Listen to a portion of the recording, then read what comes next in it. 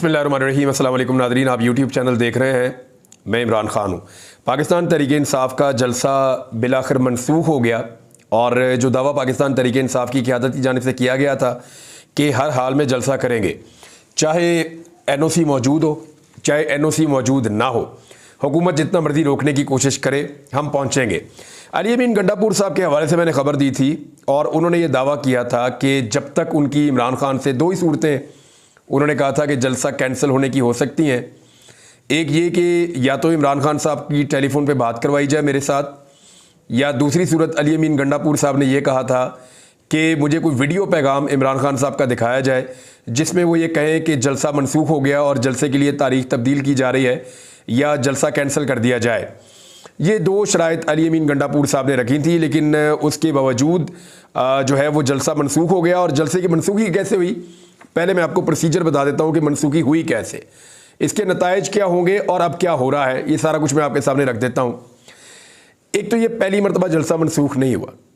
इससे पहले पाकिस्तान तहरीक इंसाफ एक जलसे के लिए स्टेज लगाकर बंदोबस्त करके पहले भी मनसूख कर चुकी है।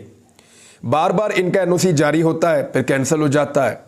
बार बार ये अदालत के लिए इजाज़त के लिए अदालत से रुजू करते हैं, इनको इजाज़त मिलती नहीं है। तो ये सारी कोशिशें करने के बावजूद बिलाखिर इनके पास एक तारीख आती है 22 अगस्त की। लेकिन 21 अगस्त को जब इनकी तैयारियां मुकम्मल हो जाती हैं, कराची से, बलूचिस्तान से और दूर दराज के इलाकों से जब कारकुन निकल पड़ते हैं जलसे में शिरकत के लिए, तो उस वक्त दोबारा NOC मनसूख हो जाता है। खैबर पख्तूनख्वा से भी काफ़िले निकल पड़े थे क्योंकि पाकिस्तान तहरीक इंसाफ ने कहा था कि हर सूरत में हमने जलसागाह में पहुँचना है। पंजाब पूरा का पूरा जो है वो एक पुलिस स्टेट बना दिया गया था। मोटरवे के ऊपर जगह जगह कंटेनर्स पड़े हुए थे, जगह जगह रुकावटें डाली गई थी। यानी हुकूमत ने पूरा पाकिस्तान अमली तौर पे बंद कर दिया था। इस्लामाबाद भी पूरा बंद था, पंजाब भी पूरा बंद था, खैबर पख्तूनख्वा से आने वाले रास्ते भी बंद किए जा रहे थे। तो हुआ ये कि अमली तौर पर जो इस वक्त PDM की सरकार है, जाली फार्म 47 के ऊपर बनने वाली हुकूमत ने अमली तौर पे पूरे मुल्क का निज़ाम मुअत्तल कर दिया सिर्फ एक जलसे को रोकने के लिए। अब हो तो ये सकता था कि जलसा भी हो जाता और मुल्क का निज़ाम भी चलता रहता, क्योंकि जलसा तो एक स्पेसिफिक एरिया में होना था ना, एक छोटे इलाके में, और वहाँ के अलावा पूरा पाकिस्तान चल रहा होता। लेकिन हुकूमत ने मुनासिब समझा कि पूरा पाकिस्तान चाहे बंद हो जाए, तहरीक इंसाफ को जलसा नहीं करने देना। अब ये जलसा रुका कैसे, ये कोई अब मुअम्मा नहीं है। कुछ चीज़ें मैं आपके सामने रखूँगा, आपको आइडिया हो जाएगा। हुआ ये कि आज़म सवाती साहब वो सुबह 7 साढ़े 7 बजे के करीब अडियाला जेल पहुंच गए इमरान खान साहब से मिलने के लिए, और फिर बैरिस्टर गौर साहब भी आ गए। अब ये जेल के अंदर जाते हैं और 10:30-11 बजे के करीब बाहर आते हैं, और बाहर आने के बाद ये दोनों हजरात अनाउंस करते हैं कि जलसा मनसूख कर दिया गया है और इमरान खान साहब के ऑर्डर के ऊपर मनसूख किया गया है। इन दोनों का ये क्लेम है कि जलसा मनसूख किया गया, इमरान खान साहब के अहकामात के ऊपर मनसूख किया गया, और अब जलसा होगा 8 सितंबर को। और मनसूखी की वजह वो ये बताते हैं कि इमरान खान साहब खून रेजी नहीं चाह रहे, लॉ एंड ऑर्डर की सिचुएशन को वो चाह रहे हैं ख़राब ना हो, और वो आइन और कानून के मुताबिक जलसा करना चाहते हैं। लेकिन इस वक्त जिस तरह के हालात पैदा किए जा रहे हैं, इससे मुल्क में खून रेजी हो सकती है, लिहाजा पाकिस्तान तहरीक इंसाफ उससे गुरेज करते हुए जलसा मनसूख कर रही है, ये उन्होंने कहा। अब मामला यह है कि अली अमीन गंडापुर साहब का दावा फिर कहाँ गया? क्या उनकी इमरान खान साहब से वीडियो कोई इमरान खान साहब की भिजवाई गई, या उन्हें कोई ऑडियो सुनाई गई, या कोई कॉल इमरान खान साहब की सुनाई गई? तो उसका जो सिंपल मुझे एक चीज़ समझ आती है वो ये है कि आज़म सवाती साहब जो हैं वो अब जब से अली अमीन गंडापुर साहब वज़ीर आला बने हैं, या खैबर पख्तूनख्वा में पाकिस्तान तहरीक इंसाफ की हुकूमत है, तो आज़म सवाती साहब का मस्कन जो है वो वज़ीर आला हाउस है, वो अली अमीन गंडापुर साहब के साथ ही होते हैं। तो उन पे शायद अली अमीन गंडापुर साहब इतना एतबार कर सकते हैं कि अगर आज़म सवाती जाएं और जाकर मिले इमरान खान से और वो मुझे ये कहें कि जी ठीक है, इमरान खान ने कह दिया कि जलसा रोक दो, तो फिर तो ठीक है, फिर तो हम जलसा रोक देंगे। तो फिर अली अमीन गंडापुर साहब ने जलसा रोक दिया, कुछ गरीब कारकुनों को पैसे वैसे भी दिए। इसके ऊपर लोगों ने काफ़ी आवाज़ भी उठाई कि जी पैसे दे रहे हैं कारकुनों को। हालांकि पाकिस्तान तहरीक इंसाफ के जो कारकुन है वो पैसों के लिए नहीं आते। इस पॉलिटिकल पार्टी के अंदर ये खासियत है कि इसके कारकुन पैसे लेकर नहीं आते, बल्कि इसके कारकुन जो हैं वो अपनी मदद आपके तहत पहुंचते हैं। सिर्फ जलसा अनाउंस करती है क़यादत, कारकुन खुद ही पहुंचते हैं पूरे पाकिस्तान से, जहाँ जहाँ से उनके पास जितने वसाइल होते हैं वो लगाकर पहुंच जाते हैं। ज़्यादा से ज़्यादा जो क़यादत है वो बाद का ट्रांसपोर्ट और ऐसी चीज़ें खाना पीना फराहम कर देती है, तो कारकुनान ज़्यादातर अपना पैसा खुद खर्च करते हैं। लेकिन इस मामले में जो है वो अली अमीन गंडापुर साहब ने जो गरीब कारकुन है उनको कुछ पैसे भी 5-5 हज़ार रुपये गालिबन बांटा है। अब जो एतराज़ उठे ना वो बड़े वैलिड हैं। पहला एतराज़ ये है कि आज़म सवाती साहब वो शख्सियत हैं जिनकी एस्टेब्लिशमेंट के साथ एक अजीबोगरीब किस्म की रिफ्ट है। यानी ये एस्टेब्लिशमेंट को बिल्कुल ही काबिल कबूल नहीं है। यानी जैसे मैं आपको ये कहूँ कि उसका नेक्स्ट लेवल तो मुराद सईद हो गए ना। यानी मुराद सईद की ये सिचुएशन है कि वो आज भी सामने नहीं आ सकते। इमरान खान साहब ने खुद मना किया है कि मुराद सईद की बदस्तूर जान को ख़तरा है, रियासत उन्हें किसी और तरह देख रही है। तो आज़म सवाती उन लोगों में से हैं जिनकी पाकिस्तान की एस्टेब्लिशमेंट के साथ सख्त तरीन मुखालफत है। और आज़म सवाती साहब अभी तक इमरान खान से मुलाकातें इसलिए कर भी नहीं पा रहे थे, लेकिन अचानक सुबह 7 बजे उनका निकल जाना, उससे पहले निकले होंगे, और उनका पहुंच जाना अडियाला जेल, और फिर उनकी इमरान खान साहब से मुलाकात भी उनके बकौल हो जाना, और इमरान खान साहब से बात करके बाहर आके उनका जलसा कैंसिल करने का कह देना। ये सारी चीज़ें इतनी सिंपल लगती नहीं है। यानी इसका मतलब ये है कि आज़म सवाती साहब की मुलाकात एस्टेब्लिशमेंट की मर्जी से हुई है इमरान खान साहब से। अब एस्टेब्लिशमेंट कोई पैगाम ये चाहती थी कि इमरान खान साहब का पैगाम पार्टी के लोगों तक पहुंचे ताकि रोक दिया जाए, तो फिर आज़म सवाती साहब का नाम दिया गया अली अमीन गंडापुर साहब की जानिब से कि जनाब ठीक है ये नाम आ गया, इनको आप इमरान खान से मिला लें, इन पे हम एतबार कर लेंगे। तो क्या ये एस्टेब्लिशमेंट की मजबूरी थी? लेकिन मामला ये है कि कुछ भी था, एस्टेब्लिशमेंट के साथ अच्छे राब्ते थे पाकिस्तान तहरीक इंसाफ की क़यादत के, जिन राब्तों की रोशनी में आज़म सवाती साहब को पहले चूज़ किया गया, उन्हें मुंतखब किया गया, और उनको मुंतखब करने के बाद इमरान खान साहब से मुलाकात के लिए पहुंचाया गया। देखें, आप कुछ भी कहें तो ये चीज़ को तो आप डिनाई नहीं कर सकते ना कि आज़म सवाती साहब अगर वक्त से पहले, अदालती वक्त शुरू होने से पहले, वरना इमरान खान साहब को मिलना हो तो अच्छे खासे लोग जो पाकिस्तान तहरीक इंसाफ के हैं वो इमरान खान साहब से मिल ही नहीं सकते। जाके जितना मर्जी वो जोर लगा ले, इमरान खान साहब से मुलाकात ही नहीं होती। मुलाकात करने के लिए ये अली मोहम्मद खान साहब जैसे लोग जो हैं उनको भी अदालतों से ऑर्डर लेने पड़ते हैं। जिसने भी इमरान खान साहब से मिलना है वो पहले हाई कोर्ट से जाके ऑर्डर लेता है कि जी मेरी मुलाकात करवाई जाए, मेरी पार्टी का लीडर है वो मिलना चाहता है और मैंने भी मिलना है जाके इमरान खान से। तो फिर हाई कोर्ट से इजाज़त मिलती है तो ये जाकर मिलते हैं इमरान खान साहब को। अब जो वकला बाहर आकर स्टेटमेंट देते थे उनका मिलना भी बंद कर दिया गया है। गुज़िश्ता चंद दिनों से उनको पैगाम भी पहुंचाया गया था। तो मामला ये है कि आज़म सवाती साहब की मुलाकात तय कैसे हुई, ये एक नुक्ता है जिसका जवाब पाकिस्तान तहरीक इंसाफ को भी देना है। अलीमा खान साहिबा ने जो बात की वो बतौर उनके एक बहन होने के और पाकिस्तान तहरीक इंसाफ के जो कारकुनान हैं उन्होंने भी इस बात को बड़ा वेटेज दिया है। बल्कि जो नौजवान हैं उन्होंने तो चूड़ियाँ निकाल ली कि ये पाकिस्तान तहरीक इंसाफ की क़यादत चूड़ियाँ पहन ले। हम तो निकले हुए थे, मारें खा रहे थे। बहुत बड़ी तादाद में कारकुनान लाहौर में, पंजाब में और इस्लामाबाद में गिरफ्तार भी हुए हैं। शेर अफजल मरवत गिरफ्तार हुए, लेकिन फिर शेर अफजल मरवत को रहा भी कर दिया गया बगैर इसके कि उनको ऊपर मुकदमा डाला जाता, उनको जेल में भेजा जाता। वो इस प्रोसेस से बच गए, बल्कि वो एक मखसूस टाइम के लिए उनको गिरफ्तार किया गया, उसके बाद वो रिहा होकर वापस आ गए।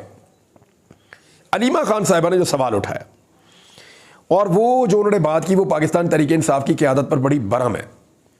उन्होंने कहा कि ऐसा लगता है कि पाकिस्तान तहरीक इंसाफ की क़यादत चाहती ही नहीं कि इमरान खान साहब जेल से बाहर आए और रिहा हो। वो पहले भी कह चुकी है कि इमरान खान अपने मुंह से तो नहीं कहेगा, यानी जब भी आप इमरान खान को कहेंगे बाहर खून रेजी का खतरा है या बाहर जो है वो कारकुनों की गिरफ्तारियों का खतरा है, तो इमरान खान तो कह देगा ठीक है फिर घर बैठो, मेरे लिए इतनी बड़ी कुर्बानी तुम ना दो, तो मैं तो अपने केसेस लड़ रहा हूं। तो इमरान खान साहब की बहन ये बात कहती है कि इमरान खान अपने लिए कुर्बानी देने का कभी नहीं कहेगा। मुल्क के लिए वो कहते रहते हैं, अपने लिए कुर्बानी देने का कभी नहीं कहेगा। ये पार्टी को, पार्टी की क़यादत को खुद इसका फैसला करना चाहिए और खुद निकलना चाहिए। तो उन्होंने ये सवाल उठाया कि आज़म सवाती क्यों सुबह सुबह पहुंच गए 7 बजे इमरान खान साहब को मिलने के लिए और किसके कहने पर पहुंचे वो।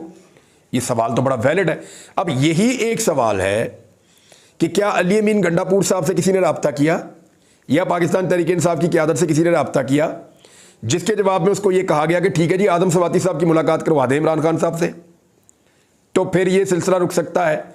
या इमरान खान साहब ने खुद कहा कि जी आदम सवाती को बुला दो, मैं आदम सवाती से बात करता हूं और बात करने के बाद ये जलसा रोक देता हूं, जो पाकिस्तान की इस वक्त सिचुएशन बनी हुई है। तो ये सारी सूरत हाल आपके सामने। अब मामला ये है कि पाकिस्तान तहरीक इंसाफ करेगी क्या। एक तो कारकुनान में बहुत गुस्सा है और वो अपनी भड़ास निकाल रहे हैं, जो उनको निकालनी भी चाहिए। ये तो मजाक ही बन गया ना, रोजाना उनको कहते हैं आ जाओ, जब वो आने लगते हैं फिर जलसा कैंसिल हो जाता है, वो रास्ते से बेचारे वापस मुड़ जाते हैं, जो गिरफ्तार हो जाते हैं वो जमानतें करवा रहे होते हैं बाद में। तो ये एक सिचुएशन तो है ना, उसकी वजह से कारकुनों की फ्रस्ट्रेशन तो बढ़ती है ना। दूसरा, chief justice Islamabad high court के लिए सोचने की बात है कि उनके ऑर्डर को ऐसे ठोकर मार देते हैं एक छोटे मोटे ऑफिसर्स, कमिश्नर, डिप्टी कमिश्नर। वो chief justice of Islamabad high court के ऑर्डर को ऐसे ठुड्डा मारते हैं, फारिग कर देते हैं। चीफ जस्टिस के ऑर्डर के ऊपर एनओसी जारी होता है, वो जब दिल करता है एनओसी कैंसिल कर देते हैं। तो ये आमिर फारूक साहब के लिए और अदलिया के लिए भी बड़ी तौहीन की और बड़ी बेइज्जती की बात है अगर इसको बेइज्जती समझा जाए। लेकिन अदलिया की तौहीन ये नहीं होती कि उनके फैसले के ऊपर नुक्ताचीनी हो जाए, ये नहीं होती कि उनके कंडक्ट के ऊपर बात हो जाए, ये नहीं होती कि वो जो फैसले करें उनके ऊपर आप कोई बात करें या उनकी जो चीज़ें वो कर रहे हैं उनके ऊपर आप बात करें, ये नहीं होती। अदलिया की बदतरीन तौहीन वो होती है कि अदलिया के फैसलों का एहतराम ही ना किया जाए, यानी जो अदलिया फैसले दे रही है उनके ऊपर अमल दरामद ना किया जाए, ये अदलिया की सबसे बड़ी तौहीन होती है। तो chief justice Islamabad high court के बार बार अहकामात की तौहीन हो रही है और ब्यूरोक्रेट्स कर रहे हैं इंजॉय करते हुए। मुझे लगता है इस तरह की कार्रवाइयों के बाद ब्यूरोक्रेट्स को जो है वो 23 मार्च को इन्हीं ब्यूरोक्रेट्स को सदारती अवार्ड भी मिलेंगे और ऐसा लगता है कि मिल ही जाएंगे। लेकिन अब ये देखते हैं कि इससे फर्क क्या पड़ा। देखिए, मैंने पहले भी कहा था तहरीक इंसाफ जलसा कर लेती है आज से 4 माह पहले, बात खत्म, जलसा हो गया, बात खत्म, एक हफ्ता खबर चल जाएगी, फिर अगले जलसे की तैयारी वो करेंगे। लेकिन हुकूमत इतनी डरी हुई है, इतनी सहमी हुई है और परेशान है कि उन्हें लगता है कि अगर तहरीक इंसाफ ने जलसे करना शुरू कर दिए तो वो एक ऐसा मोमेंटम पकड़ लेंगे और अवाम इस तरह बाहर आ जाएगी कि फिर हुकूमत की खैर नहीं है, लोग हुकूमत को घर भेज देंगे और फिर अवाम का रद्द-ए-अमल या अवाम की ताकत जो है वो कंट्रोल से बाहर निकल जाएगी। दूसरी जानिब यह है कि पाकिस्तान तहरीक इंसाफ का जलसा लगातार लटक रहा है। फर्ज करें पिछले 5 दिनों से इसी जलसे की चर्चा थी पूरे पाकिस्तान के मीडिया में, रोला पड़ा हुआ था कि तहरीक इंसाफ का जलसा आ रहा है, आ रहा है, आ रहा है। फिर हमने देखा पूरे पाकिस्तान के अंदर शोर मचा, लोग निकले, काफिले निकले। वो एक जलसे का एक मंजर होना था एक जगह पे, लेकिन आपने देखा पूरे पाकिस्तान से खबरें कल रात से चल रही हैं। कहीं कंटेनर खड़े हो रहे हैं, कहीं खंदकें खोदी जा रही हैं, कहीं पे जनाब पुलिस रेडें मार रही है, कहीं बंदे गिरफ्तार किए जा रहे हैं, कहीं थानों में नारे लग रहे हैं, कहीं घरों के दरवाजे तोड़े जा रहे हैं, कहीं चादरा चार दीवारी के तकद्दुस पामाल हो रहा है, कहीं जनाब इस्लामाबाद के रास्ते बंद हो रहे हैं, अजीबो गरीब किस्म के काम की क्रेनें तैयार की जा रही हैं। ये सारे विजुअल्स एक पॉलिटिकल एक्टिविटी है, ये पूरी दुनिया में रिपोर्ट हुए।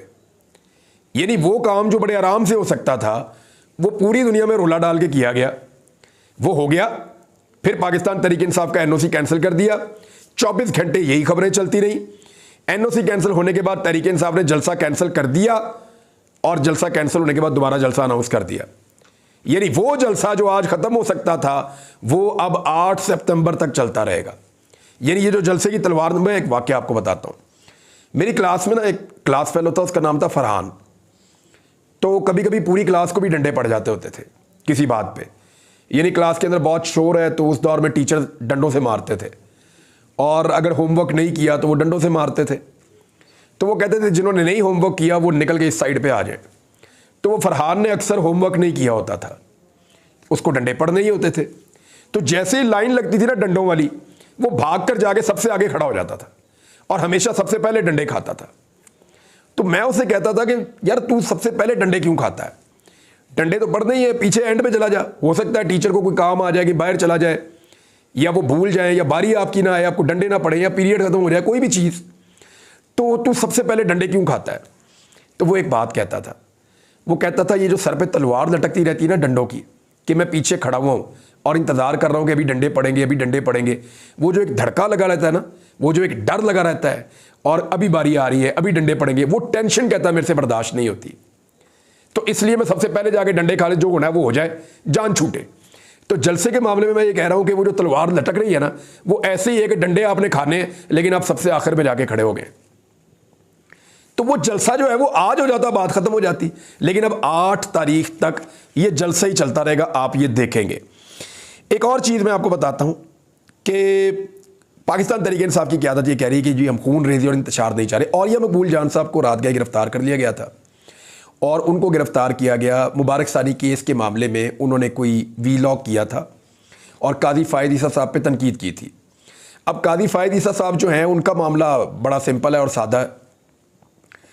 उनके खिलाफ औरिया मकबूल जान साहब ने एक रेफरेंस भी दायर कर रखा है जो अभी तक किसी फोरम के ऊपर नहीं सुना जा रहा। तो औरिया मकबूल जान साहब को गिरफ्तार कर लिया गया, FIA की जानिब से उनको अदालत में पेश किया गया और उनके वकला ने भी दलाइल दिए और औरिया मकबूल जान साहब ने खुद बड़े तगड़े और बड़े ज़बरदस्त दलाइल दिए। वहाँ पे मौजूद लोगों का कहना था कि औरिया साहब शायद आज बाइज्जत बरी हो जाएंगे, लेकिन हुआ ये कि जज साहब ने उनका 4 दिन का रिमांड दे दिया और उस रिमांड को अब वकला ये कह रहे हैं कि फौरी तौर पे चैलेंज किया जाएगा हाई कोर्ट में, क्योंकि 4 दिन का रिमांड हो या 2 दिन का रिमांड हो, जिस चीज़ से आपका कानूनी इख्तलाफ है आप उसको जाके चैलेंज करें। तो इस रिमांड को अगर चैलेंज किया जाता है लाहौर हाई कोर्ट में तो सिचुएशन कुछ और होगी। लेकिन औरिया साहब के बारे में लोग बता रहे हैं कि उन्होंने बड़ा ज़बरदस्त दलाइल दिए। उन्होंने कहा जी मैं मुल्क छोड़ के नहीं जाऊँगा, मेरे बच्चे इस मुल्क से बाहर काम करते हैं, उन्होंने मुझे बहुत दफ़ा बुलाया, लेकिन मैंने उन्हें कहा मैंने पाकिस्तान में जीना, पाकिस्तान में मरना, मैं ये मुल्क छोड़ के नहीं जाऊँगा। तो औरिया साहब जैसे लोग जो हैं उनके साथ ये सलूक हो रहा है। आप उनसे इख्तलाफ कर सकते हैं, इख्तलाफ राय होता है, मेरा भी उनसे हो सकता है, लेकिन इसका मतलब ये तो नहीं है कि बंदे उठा लो, गायब कर दो, बंदों को गिरफ्तार कर लो, बंदों के ऊपर पर्चे डाल दो। अब काजी फ़ायद ईसा साहब को लेकर क्या ये रियासत इतनी हसास हो गई है? दूसरी जानिब काजी साहब जो हैं वो उलमा इकराम के सामने आज जो मुझे रिपोर्टर्स ने बताया, मैं अगर उन अल्फाज में आपको बताऊं तो मेरे पे तौहीन अदालत लग जाएगी। उन्होंने कहा जी काजी साहब की आवाज़ भी कांप रही थी, उनके हाथ भी कांप रहे थे। उन्होंने कहा जी कि हमें काजी साहब की आवाज़ आज पहली मरतबा सुनाई नहीं दे रही थी, हम स्पीकर्स के साथ कान लगा लगा कर बैठ रहे थे कि हमें समझ आए कि काजी साहब कहना क्या चाह रहे हैं। उलमा इकराम के सामने आज इस तरह काजी साहब बने हुए थे कि जी गलती हो जाती है बंदे से, बंदा गलती का पुतला है, इंसान ही गलती करता है, मेरे से भी गलती हो सकती है। फिर काजी साहब अपनी और अपने वालिद गिरामी की खिदमात भी गिनवा रहे थे कि मैंने ये किया इस मुल्क में, मैंने वो किया इस मुल्क में, मेरे वालिद ने ये किया। इस केस से कोई ताल्लुक नहीं है इस सारी चीज़ का, लेकिन काजी साहब अपनी सफाइयाँ पेश कर रहे थे।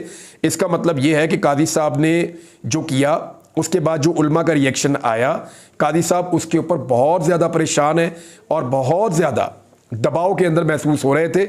मुझे इवन जो कोर्ट रिपोर्टर थे उन्होंने कहा हमें ये वो काजी फ़ायद ईसा लगा ही नहीं, हमें लगा कि ये कोई और आदमी है जो इस सीट के ऊपर आकर बैठा हुआ है, बिल्कुल जिसके गले से आवाज़ नहीं निकल रही, जो कुछ बोल नहीं पा रहा, जो बहुत परेशानी के अंदर है। बहरहाल अब देखते हैं कि उसके अंदर काजी साहब का जो है वो फैसला क्या होता है और इस रिव्यू के अंदर क्या होता है। फरीद पराचा साहब ने एक बात की, जनाब 3 दफ़ा आप गलती कर चुके हैं तो चौथी मरतबा आप गलती ना कीजिएगा। तो इस तरह ये सूरत हाल है। अजहर बशवानी साहब का जो केस है वो भी मुझे आपको बताना है और वो केस ये है कि जस्टिस मियाँ गुल हसन औरंगजेब साहब ने साफ कह दिया बड़ा क्लैरिटी के साथ। उन्होंने कहा जी कल मैं फ़ैसला दूंगा और बड़ा सख्त फ़ैसला दूंगा।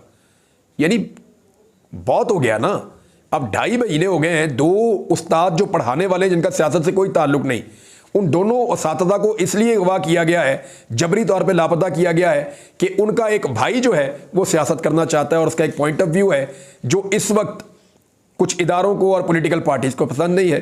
ये कितनी बड़ी ज़्यादती है। ऐसी ही ज़्यादतियाँ बांग्लादेश में हो रही थी। एक तो आप यहाँ से अंदाज़ा कर लें कि फजलुर रहमान साहब जब पहुँचे सुप्रीम कोर्ट ऑफ पाकिस्तान में तो उनको रिसीव करने के लिए सेक्रेटरी सुप्रीम कोर्ट जो है वो बाहर आए और उनको रिसीव करके लेकर गए। ये बड़ी ज़बरदस्त डेवलपमेंट है। दूसरा, जब अदालत फैसला दे रही थी तो उलमा इकराम के साथ आने वाले जो कारकुनान हैं वो बहुत बड़ी तादाद में डी चौक में खड़े होकर नारेबाजी कर रहे थे और उलमा के इशारे के मुंतज़िर थे। बहरहाल अब तक के लिए इतना ही। अपना ख्याल रखिएगा, अपने इस चैनल का भी। अल्लाह हाफ़िज़।